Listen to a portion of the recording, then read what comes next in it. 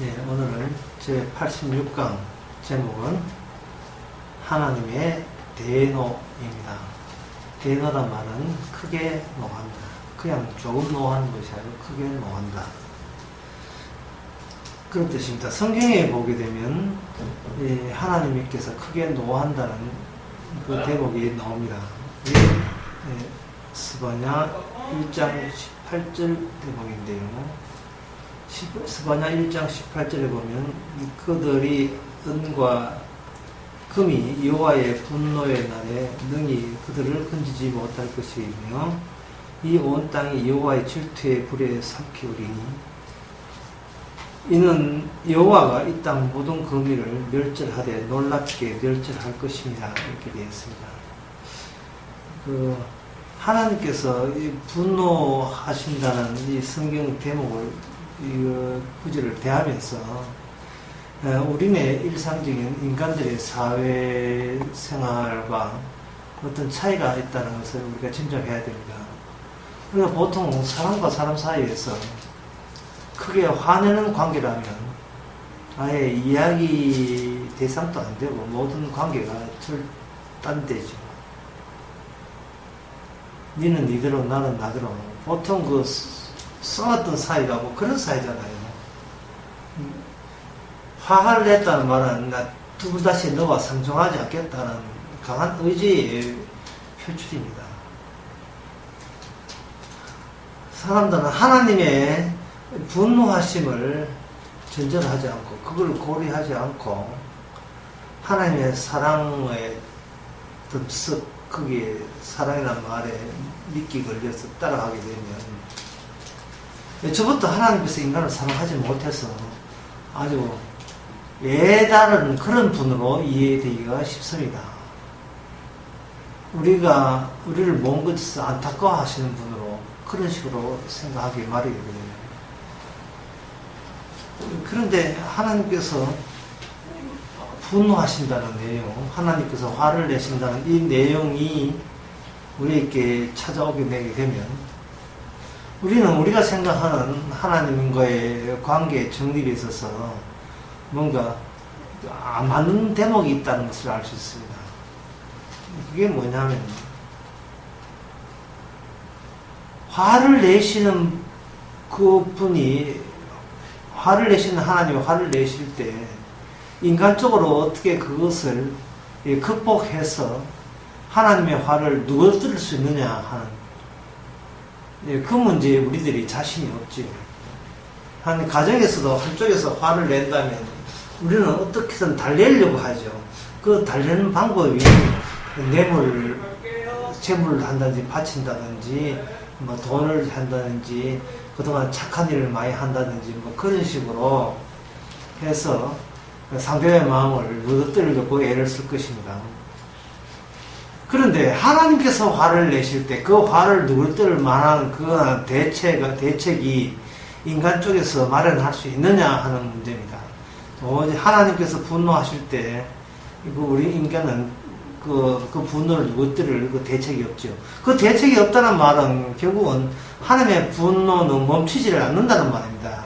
그대로 우리 인간 사이에 그대로 닥치게 된다는 사실을 성경은 이야기해주고 있습니다.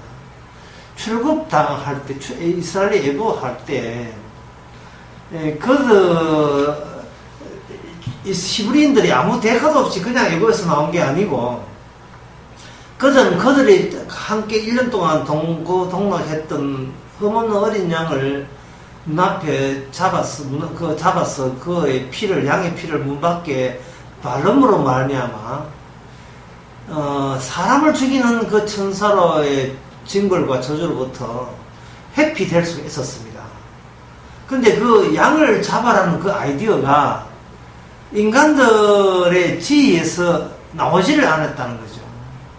그러면 하나님께서 정작 이스라엘을 사랑하려면 병 주고 약 주는 방식 하지 말고 아예 너희들만큼은 어떤 조치를 하지 않더라도 너희들만큼은 내가 그냥 살려줄게 이렇게 돼야 될 텐데 하나님께서 자기가 사랑하는 이스라엘 백성에게도 어린 양이 죽어야 된다는 그 죽음의 피를 요구했다는 사실은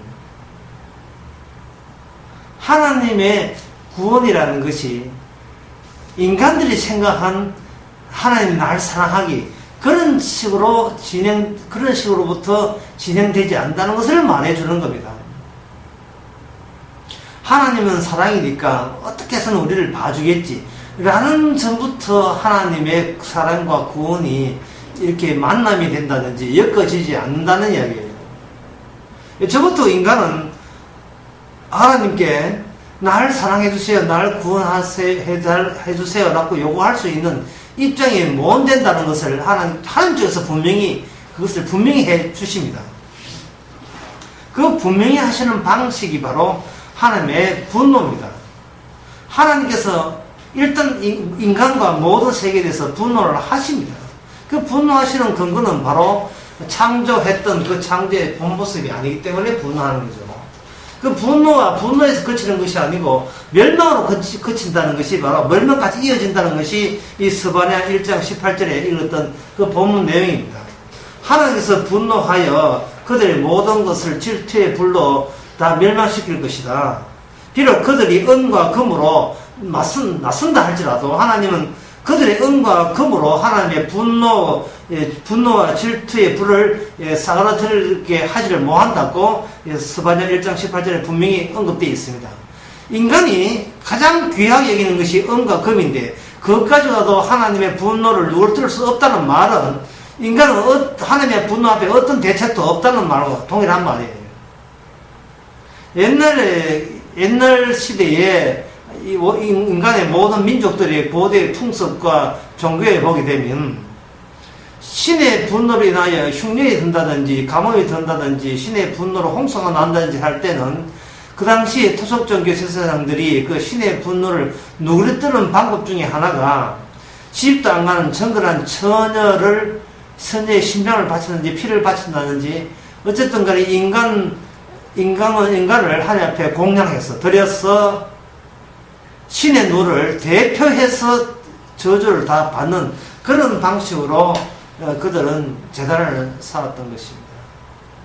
하지만 그런 방법은 하나님 앞에 통하지를 않죠. 데살로니가 후서 1장 8절에 보면 이런 말씀 나옵니다. 신약 시대에 왔다고 해서 하나님의 진노가 사라진 게 아니고 또 본격화가 됩니다. 데살로니가 1장 7절에서 8절에 보면 환난받는 너에게는 하나님 우리와 함께 안식을 갚으시는 것이 하나님의 공이시니 주 예수께서 저의 능력의 천사들과 함께 하늘로부터 불꽃 중에 나타나실 때 하나님의 능력이 천사들과 함께 온다는 겁니다. 그러면 천사들이 올 때 천사들이 하는 일이 뭐냐? 8절에 보면 하나님을 모르는 자들과 우리 주 예수의 복음을 복종치 않은 자에게는 형벌을 주시리라. 주 예수의 복음에 복종치 않은 자에게 형벌 준다는 것이 우리나라의 헌법 안에 들어있습니까? 아니면 학생들 교육하는 학교의 교원 안에 이런 게 들어있습니까? 아니면 동창회 모임이나 친목회 모임 가운데 주 예수의 복음에 복종치 아니하면 형벌을 받는다는 그 내용이 삽입되어 있습니까? 우리는 이걸 데살로니가 후서 1장 18절의 말씀을 어느 정도 우리의 눈에 띄는 우리 일상에서 이미 우리는 쉬쉬하면서 그걸 치워버리는 쪽으로 살아가고 있습니다.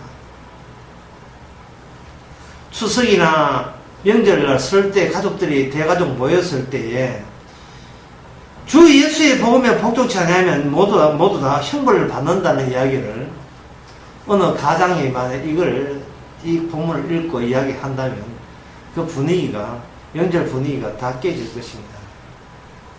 형님 또는 삼촌 또는 여기서 그런 소리 하는 게 아니다. 아마 핀잔을 많이 받을 거예요. 우리는 그 핀잔 받게 되면 그 공동체가 깨진다는 것은 그건 상식적입니다. 우리가 사는 이 세상에서 이 하나님의 분노 이야기, 하나님의 진노 이야기, 복음 선정하면 형벌 받는 그런 이야기는 이거는 해서는 안 되는 그러한 철칙처럼 그렇게 우리는 몸에 익숙해져 버리고 말았습니다. 그러니까 우리는 지금 살아가는 것이 정상적이라는 생각이 더 강렬하게 밀려오지요. 사도 바울은 거침없이 이 하나님의 진노와 그리고 예수님의 복음의 복종치 않은 자에게 형벌을 받는다는 벌을 받는 죄진 벌을 받는다는 예수 안 믿는 벌을 받는다는 이야기를 거침없이 해대했습니다. 그만큼 이 세상은 이미 예수님의 복음의 앞에 서서 확정적인 운명을 지니고 움직이고 있다는 것을 보여주는 거죠. 하나님의 형벌, 주시는 저주, 이걸 빼버리면 하나님은 사랑도 같이 날아가 버리고 하나님의 자비와 용서도 같이 날아가 버리는 겁니다. 우리가 좋은 하나님께서 우리를 구원 못해서 안달난 게 아니고 하나님의 저주와 형벌을 보여주시면서 모든 어떤 인간도 마땅히 구원될 자격이나 권리가 없다는 것을 분명히 함으로써 비로소 주님의 사랑과 용서라는 것이 이 세상에 어떠한 가치보다 금은보다 더 귀하다는 것을 사도 바울이나 지금 시대에도 여전히 같이 통하는 진리,